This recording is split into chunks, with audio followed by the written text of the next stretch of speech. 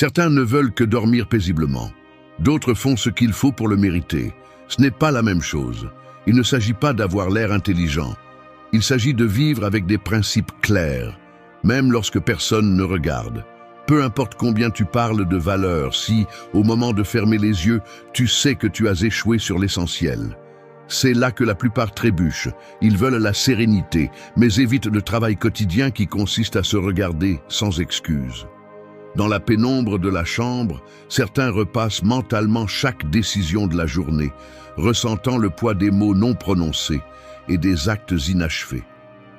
L'insomnie arrive sous le masque des remords, la promesse rompue à un collègue, le mensonge insignifiant lâché par habitude, l'aide omise quand il aurait fallu agir.